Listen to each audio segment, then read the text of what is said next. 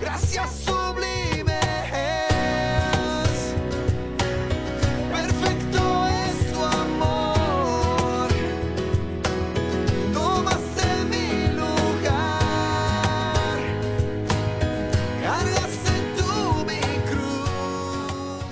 Y amén. El título que le puse es Invitados a ser parte de una historia con propósito.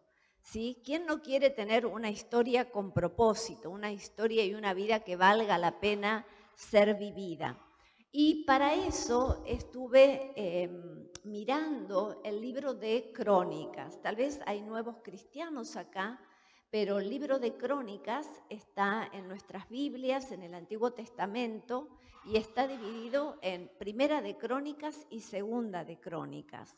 Pero me gustaría que ustedes, no sé si saben, que originalmente no eran dos libros, sino que era un solo libro. Sí, nosotros lo conocemos dividido en Primera y Segunda de Crónicas, pero era un solo libro. El tema es que cuando este libro fue traducido al griego, como el griego tiene más vocales, se necesitaban más pergaminos. Entonces, por eso es que terminó dividido en dos libros. Ahora, el libro de Crónicas es como que es una historia. Cuando se escribe el libro de Crónicas, se quiere escribir lecciones. O sea, ¿qué es lo que se aprendió? No es cualquier historia, no es como la podría relatar un ser humano, sino que tiene que ver con una historia sagrada, una crónica sagrada. Se quiere contar la historia de Dios en medio del pueblo de Israel. El título en ese tiempo no era Crónicas, sino que se llamaba Las Palabras de los Días. Las Palabras de los Días, o sea, lo que se aprendió. Se dice que el que escribió el libro de Crónicas es Esdras cuando ellos vuelven del cautiverio. Como el pueblo de Dios se había puesto rebelde, desobedecía a Dios, Dios le advertía, pero no hay peor sordo que el que no quiere oír. Entonces finalmente llegó la disciplina de Dios. La disciplina de Dios implicó que ellos sean llevados en cautiverio. Ahora, cuando vuelve, se escribe esta historia y de alguna manera se escribe también para nosotros, para decir, no endurezcas el corazón, porque realmente hay consecuencias. ¿Y cuáles son las lecciones que se pueden aprender de otros que caminaron antes que nosotros? Por eso son las palabras de los días, las lecciones del pasado, porque ahora nosotros somos el pueblo de Dios, que podemos aplicarlas ahora, a nuestro tiempo, para realmente poder evitar consecuencias. Entonces, una de las cosas que se examinan es, bueno, ¿desde dónde comenzó todo esto? ¿Sí? Y también, ¿por qué terminaron en el exilio? Y todo esto nos ayuda a tener identidad, saber quiénes somos, a dónde vamos, cuál es el sentido de la vida.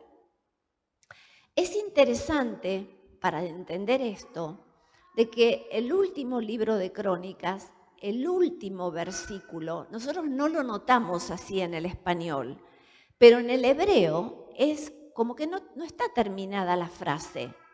Y si una frase no está terminada, quiere decir que la historia se sigue contando.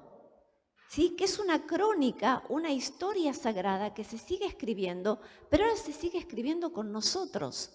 ¿Sí? Le estoy dando datos históricos porque después nos vamos a meter en lo que Dios nos quiere hablar hoy. Pero es interesante notar, se escribió después de una disciplina de Dios, se escribió después del exilio, se rescatan algunas historias que nos quieren dar una lección a nosotros. Y el último versículo no está terminado, quiere decir que esa historia continúa ahora con nosotros. Fíjese lo que dice el último versículo del libro de Crónicas.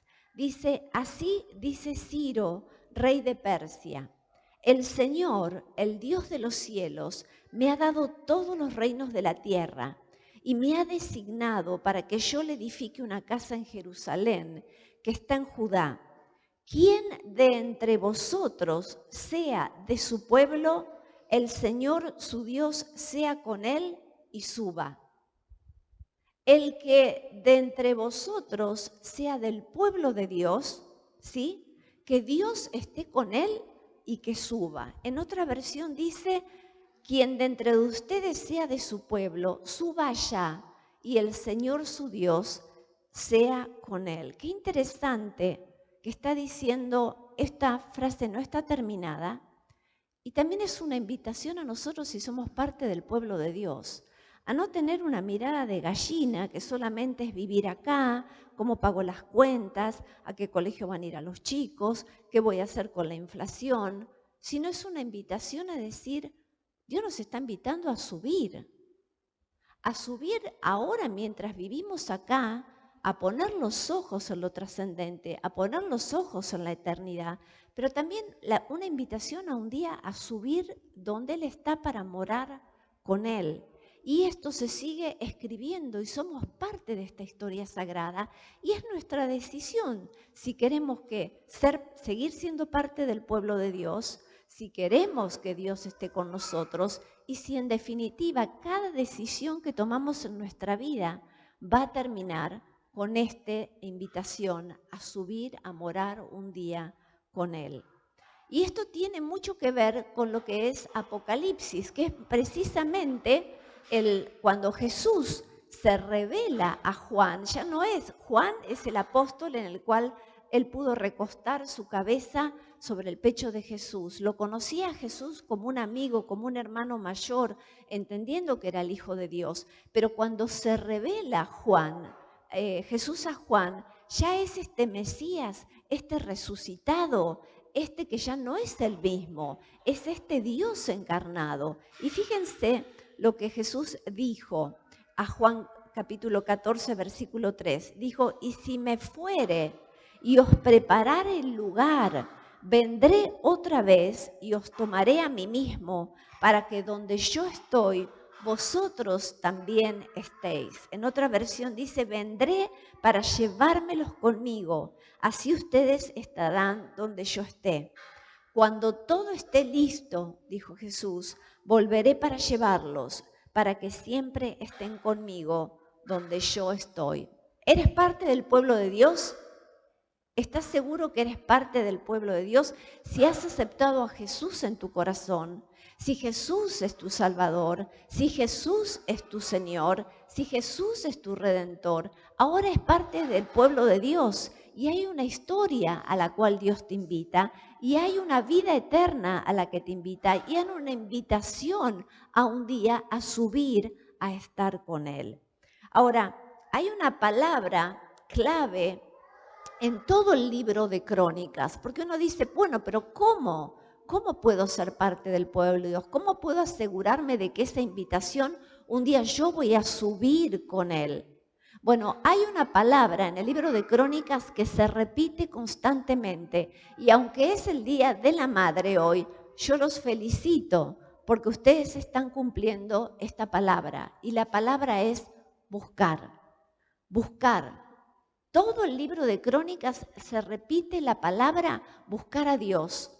O sea, la forma de asegurarme, de persistir y ser parte de esta historia sagrada y un día subir con Él es persistir en seguir buscando a Dios. No importa si es el Día de la Madre, no importa lo que sea, es seguir juntos, personalmente, como decía el pastor en nuestros devocionales privados, pero también como congregación.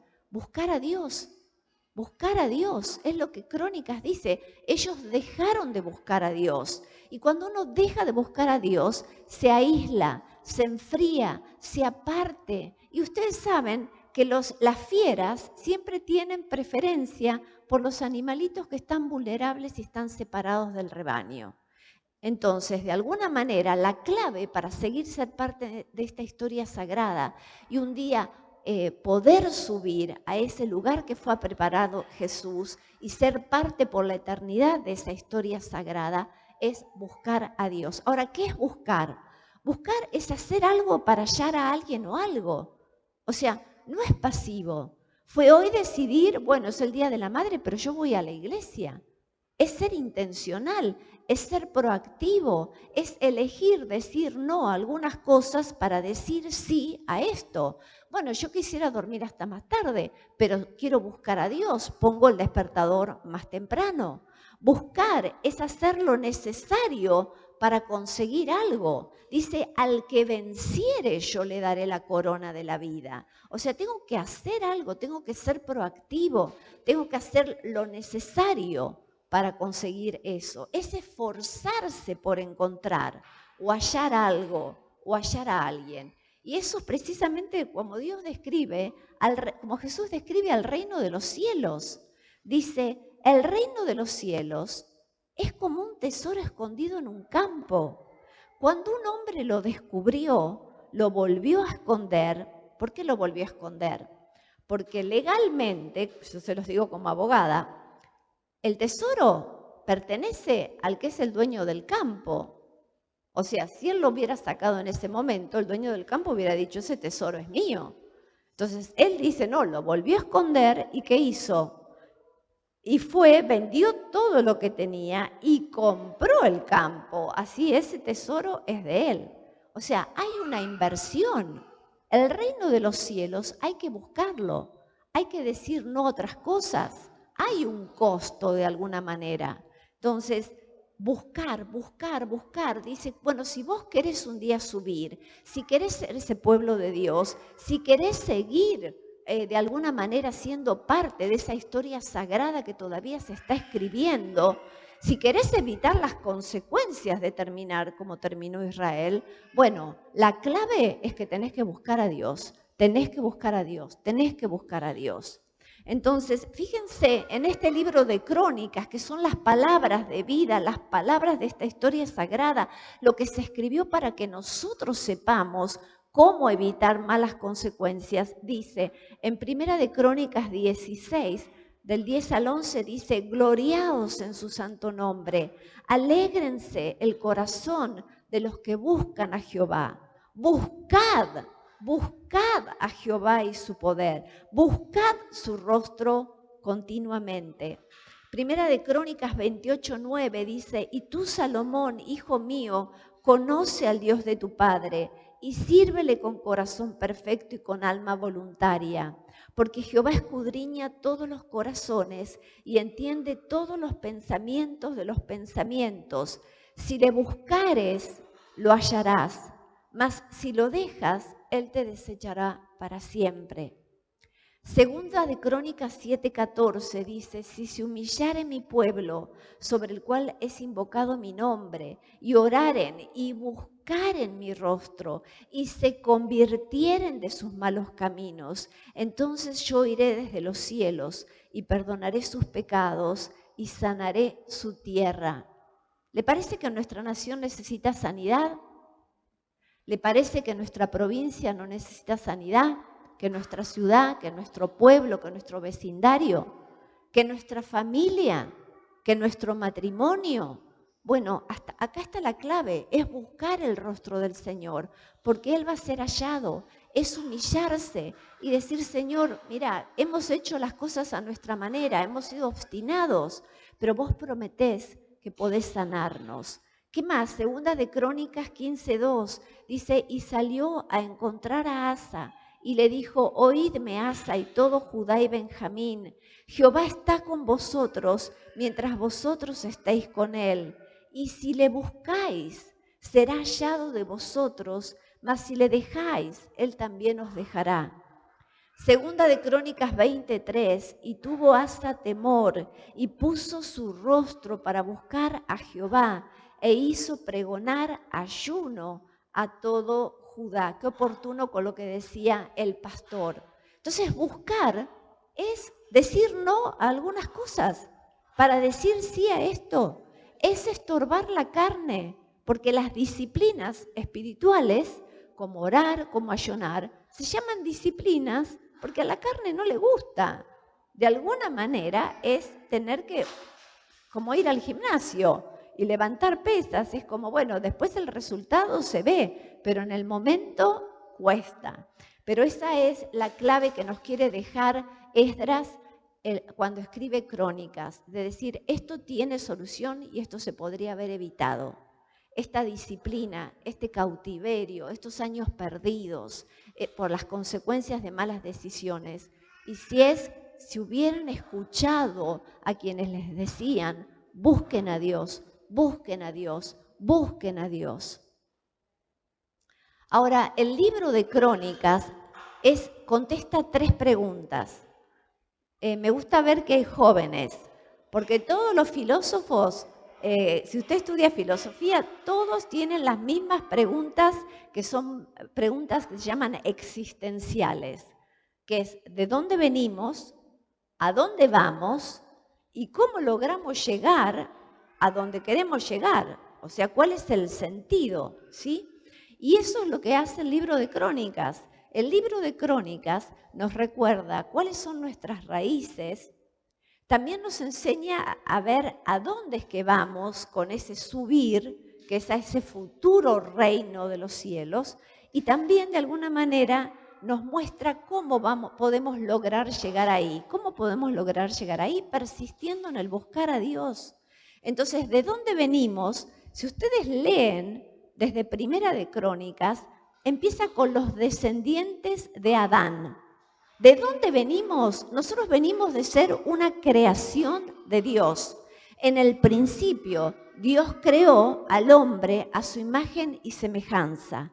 Varón y hembra los creó. Sabemos de dónde venimos. No somos el producto de un accidente cósmico, no somos un producto de una casualidad. Hay un diseño inteligente. Somos creados a imagen y semejanza de Dios. Venimos de esa creación que se estropeó por las malas decisiones que tomaron y que seguimos tomando, pero no quiere decir que no venimos de ahí, venimos de ahí. Y después dice, bueno, estos son todos los descendientes de Adán, pero vamos a empezar una nueva historia y ahí introduce la historia de Abraham, como diciendo, bueno, yo tengo un plan para recuperar a la humanidad, para meterlos en esa historia que yo siempre quise. Y empieza con todos los descendientes de Abraham, que es con quien empezó el primer pueblo de Dios. Entonces sabemos de dónde venimos. Es claro, venimos de ahí. ¿Y a dónde vamos? Es lo que acabo de leer. Segunda de Crónicas, vamos a un rey que nos invita a subir y vamos a un reino eterno. Y también sabemos cómo logramos llegar ahí, buscando al Señor. ¿Y cuál es el sentido de la vida? El sentido de la vida es entender que hay trascendencia, que hay significado, que hay propósito, que no vivimos por vivir, que no somos como los animalitos, que realmente hay un significado y algo que puede llenar nuestro corazón y es pasar una eternidad con Dios. Entonces, lo que quisiera es que reflexionemos en este libro de Crónicas, en esta historia sagrada que todavía se está escribiendo, que Dios nos invita a ser parte. Realmente, qué privilegio decir, todavía puedo ser parte de eso. Por eso no está terminada la frase. Y también se me dice cómo llegar. Pero también es la importancia de la obediencia a las instrucciones. La reverencia que hay que tener a lo sagrado y no tomarlo a las cosas por sentado. Y también quiero enfatizar hoy el no desperdiciar las segundas oportunidades. Y lo voy a volver a repetir. No desperdiciar las segundas oportunidades, porque el Dios le está dando una segunda oportunidad a Israel al volver. Quiero que vayan conmigo a Primera de Crónicas 13.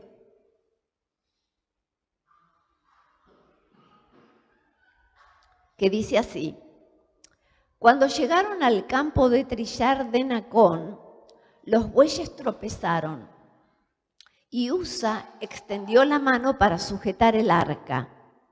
Entonces se encendió el enojo del Señor contra Usa y lo hirió de muerte porque había puesto su mano sobre el arca.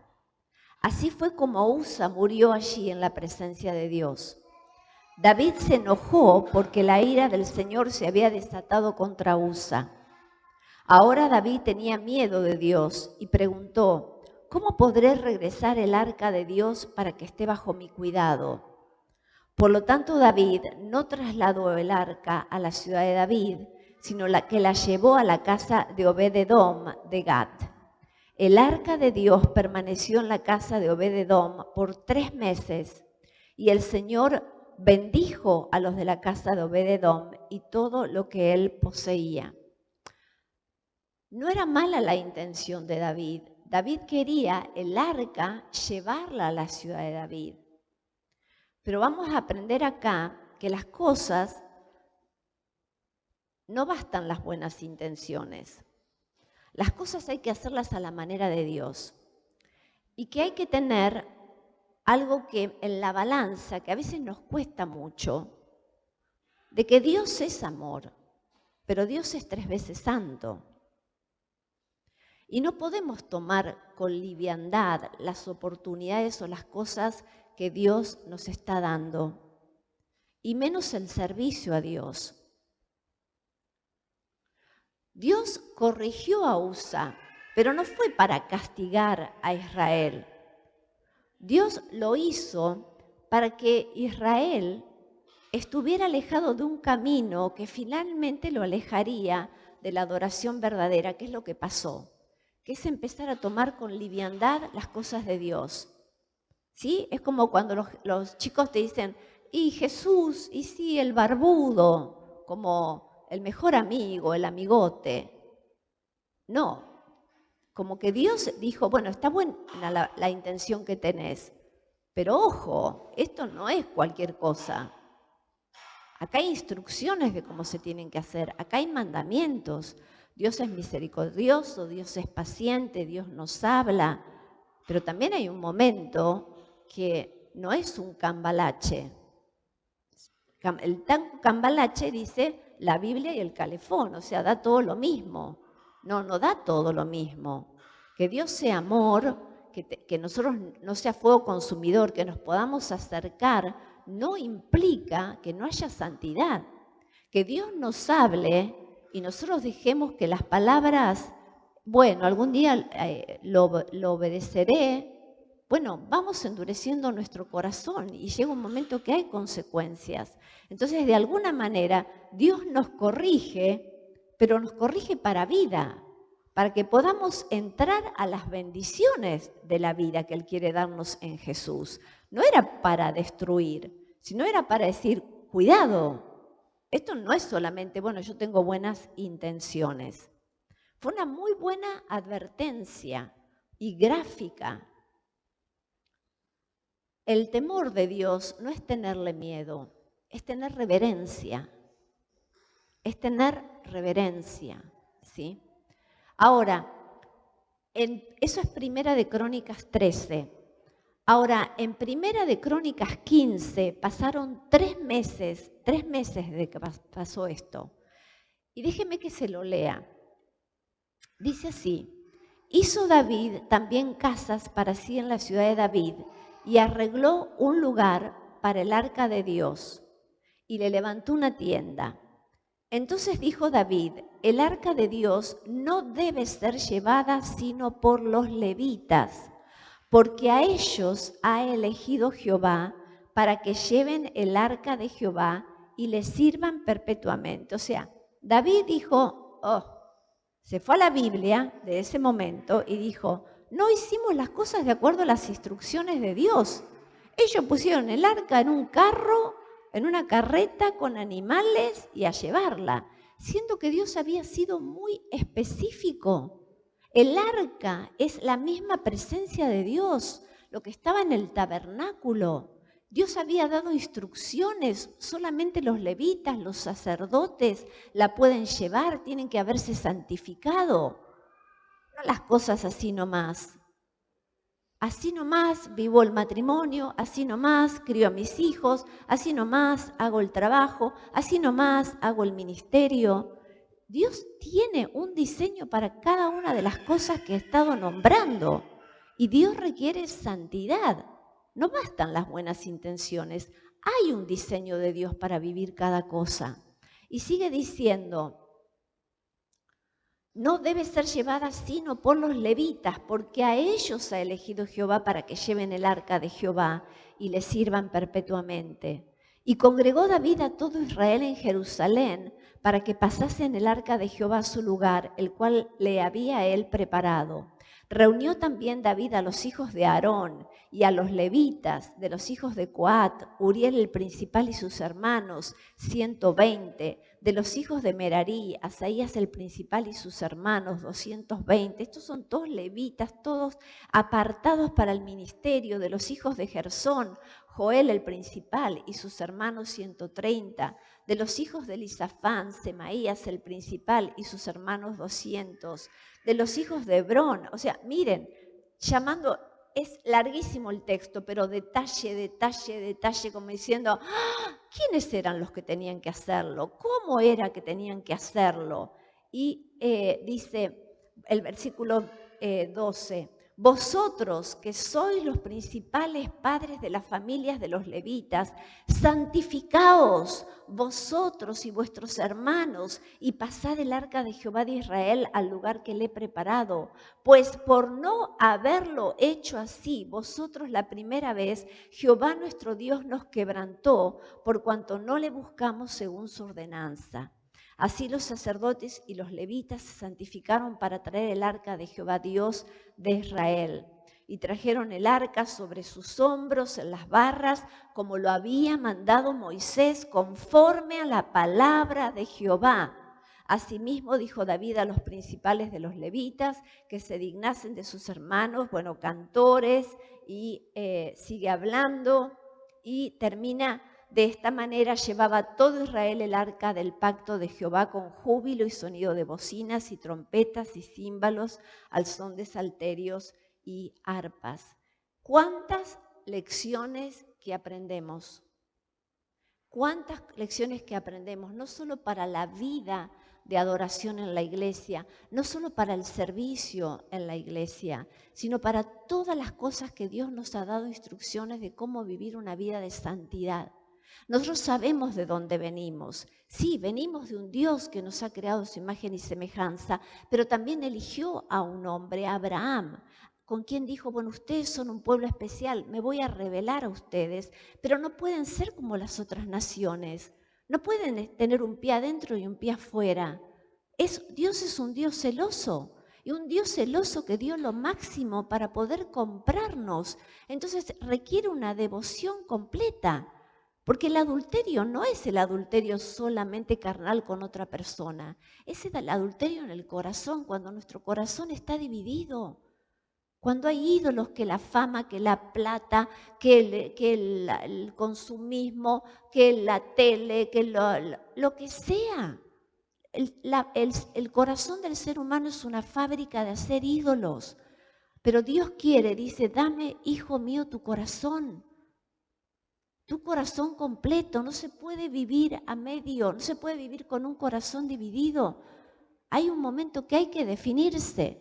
El Señor está cerca. No podemos seguir jugando al cristianismo. No podemos seguir tibios. Esto es una gran advertencia de lo que le pasó al pueblo de Dios. Y hay una forma para asegurarse que somos parte de ese pueblo y que vamos a subir con Él. Y es buscarlo. Es buscarlo. No se puede seguir transando con los ídolos de este mundo. Entonces, hay muchas enseñanzas. La primera es que Dios es santo y debemos acercarnos a Él como tal. Dios es santo. El arca era el símbolo de su presencia. Había sido muy claras las instrucciones en Éxodo 25 y en Números 4:15. El arca tenía que ser llevada por vara sobre los hombros de los levitas. No podía ser manipulado. No podía ser manipulado. No se puede manipular las cosas de Dios. No se puede manipular a Dios. No se puede manipular el ministerio. No se puede manipular las cosas. Esa era la forma y es una gran aplicación. Ahora, no es que Dios está todo el día mirándonos a ver si nos va a castigar porque Él solamente tiene una lista de cosas. Si nosotros leemos ese texto de cómo Dios corrigió a Israel y pensamos, Dios castiga, entonces mejor no me acerco. No, Dios no tuvo la culpa. Es Israel el que se obstina en olvidarse las palabras de Dios, de cómo se hacen las cosas. Entonces, ¿por qué? ¿Por qué Dios no es el problema? La presencia de Dios no es el problema. Porque cuando el arca fue dejada en lo de Obed-edom, ¿qué le pasó a esa familia? Fue bendecida. Cuando esa familia recibió la presencia de Dios, esa familia fue bendecida. Entonces, otra vez, no es una cuestión de miedo, Dios me va a castigar, Dios me va a pulverizar. Es la actitud de corazón. Decir, Señor, yo quiero cambiar. Señor, yo quiero alinearme con tu palabra. Señor, yo quiero dejar de ser obstinado. Quiero dejar de pensar que el otro tiene que cambiar para que yo cambie. Es un tema de no seguir todavía obstinado y terco y resistiendo al Espíritu Santo. Porque tu vida cuesta. Le costó la redención del Cordero de Dios. Porque tu matrimonio le costó al Señor y le cuesta, porque tu familia y tus hijos le costó al Señor para que estén dentro del pueblo de Dios. Entonces es un tiempo de decir, Señor, yo realmente no quiero terminar así.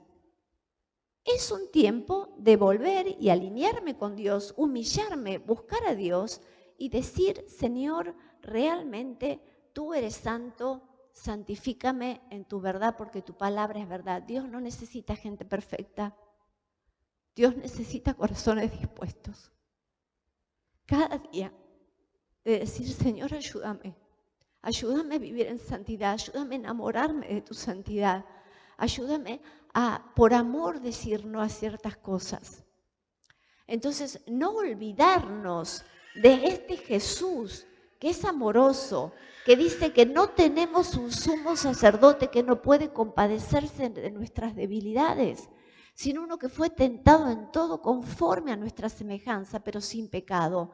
Por eso dice, acércate al trono de la gracia, porque no te vas a encontrar con un sumo sacerdote que te va a estar marcando lo que está mal, pero te va a ayudar en ese proceso. Ahora, ese sumo sacerdote en este momento está en esa posición, pero un día no, un día ya se terminó, un día se termina para todos. Un día se abren un día es el juicio y vamos a ver a este Jesús que Juan, aunque había recostado su cabeza, sin embargo, lo vio como lo que es y como lo vamos a encontrar al final de la historia. Y dice así en Apocalipsis 1 del 10 al 18. Era el día del Señor y yo estaba adorando en el Espíritu y de repente oí detrás de mí una voz fuerte, como un toque de trompeta que decía, escribe en un libro todo lo que veas. Cuando me di vuelta para ver quién me hablaba, vi 7 candelabros de oro y de pie en medio de los candelabros había alguien semejante al Hijo del Hombre. Vestía una túnica larga con una banda de oro que cruzaba el pecho. La cabeza y el cabello eran blancos como la lana, tan blancos como la nieve, y los ojos eran como llamas de fuego. Los pies eran como bronce pulido refinado en un horno, y su voz tronaba como potentes olas del mar. Tenía 7 estrellas en la mano derecha y una espada aguda de doble filo salía de su boca. Y la cara era semejante al sol cuando brilla en todo su esplendor. Cuando lo vi, caí a sus pies como muerto, pero él puso la mano derecha sobre mí y me dijo, no tengas miedo, yo soy el primero y el último, yo soy el que vive. Estuve muerto, pero mira, ahora estoy vivo por siempre y para siempre, y tengo en mi poder las llaves de la muerte y de la tumba.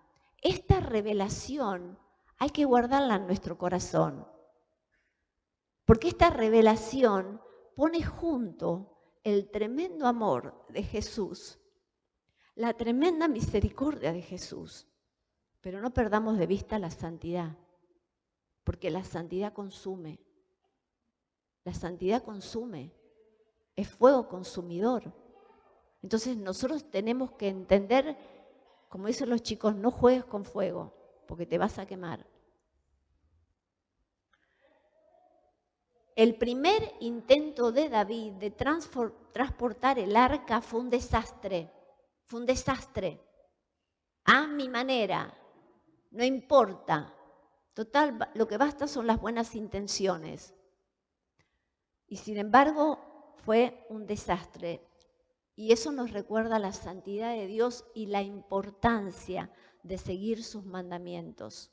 ¿Cuáles son las instrucciones de Dios para criar a los hijos? ¿Cuáles son las instrucciones de Dios para el matrimonio? ¿Cuáles son las instrucciones de Dios si soy un obrero, cómo trabajo con relación al amo, al jefe? ¿Cómo es el jefe que tiene que tratar a los obreros? Hay instrucciones para todo, para todo. Y es decir, bueno, bastan las buenas intenciones, total todos lo hacen, bueno, más o menos. No, ¿somos el pueblo de Dios o no somos el pueblo de Dios? Hay instrucciones para vivir en santidad, quiere decir, santidad es apartado de cómo viven todos los demás, apartado de cómo hacen las cosas todos los demás. Los demás trabajan, si el jefe me está viendo, trabajo, si no, no trabajo. No, yo trabajo como para el Señor. ¿Cómo hago con los obreros?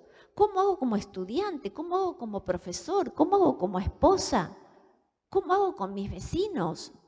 No es solamente lo que hago acá entre las cuatro paredes, es todo el día. Todo el día se escribe la historia de Dios y como pueblo de Dios. Entonces, nuestras mejores intenciones pueden llevarnos a fracasos cuando no seguimos el camino que Dios ha establecido. Pero Primera de Crónicas 15, y este es el mensaje que yo tengo hoy para vos, es el mensaje de las segundas oportunidades. El mensaje de las segundas oportunidades. Y yo no sé quién está acá hoy que Dios me dio esta palabra que le está dando una segunda oportunidad. Y algunos dicen, bueno, Dios da muchas oportunidades, yo no sé. Acá lo concreto es que hubo una concreta segunda oportunidad de hacer esta vez las cosas como Dios quiere. Todos fracasamos en algún momento, todos tomamos decisiones equivocadas, todos en algún momento hacemos algo que es en desobediencia. Pero esta vez lo que hizo David fue a la palabra de Dios y dijo, esto fue un fracaso y costó y hubo disciplina, no porque Dios castigue y porque Dios es mala, sino porque nosotros le hicimos a lo que sea. Esta vez estudió bien y dijo, esta es la forma que hay que hacerlo y lo vamos a poner en práctica exactamente como Dios quiere que se haga. Entonces, David no se rindió. No te rindas si fracasaste en un área de tu vida. No te rindas si hasta acá algo hiciste mal. Es la oportunidad de cambiar, pero no endurezcas tu corazón. No endurezcas tu corazón cuando sabes lo que Dios y cuál es la manera de Dios de vivir es algo. Entonces, David aprendió de su error, pero tomó una decisión. No desaprovechó la segunda oportunidad. Tomó una decisión. Y la decisión es, no me importa lo que hagan todos los demás, pero esta es mi decisión. Yo quiero ser santificado en esta área de mi vida. Yo quiero ser la esposa que Dios quiere que sea. Yo quiero ser el esposo que Dios quiere que sea. Yo quiero ser el hijo, yo quiero ser el padre, yo quiero ser la madre, yo quiero ser el trabajador, yo quiero ser el estudiante que Dios quiere que sea, porque Dios me ha invitado a ser parte de la historia sagrada, de un pueblo sagrado, apartado e invitado a subir un día a la eternidad con Él. Y no bastan las buenas intenciones para hacerlo. Entonces, la primera lección es aprender de tus fracasos. Aprende. Los fracasos no son el fin, pero es una oportunidad para aprender. Aprende. ¿Sí? Cada error puede ser una lección que nos acerca más a Él, que nos hace más sabios en nuestras decisiones. Y si tenés falta de sabiduría, pedir a Dios, que Dios la da abundantemente y sin reproche.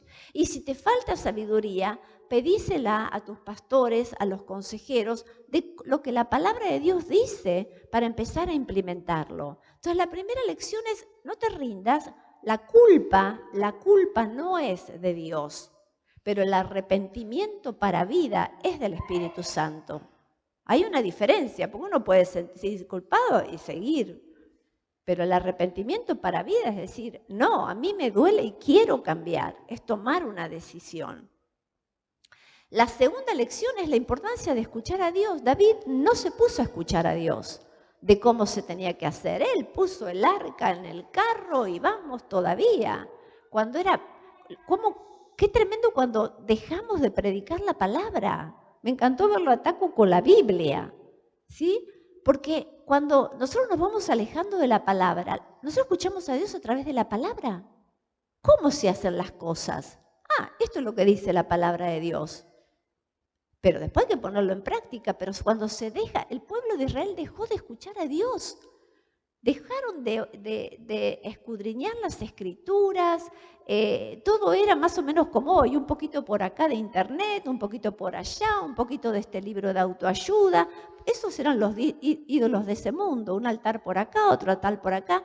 Y hay púlpitos, iglesias y cristianos que viven así, un poquito de cada cosa. No, esta es la palabra revelada de Dios. La palabra es una espada cortante, como una espada.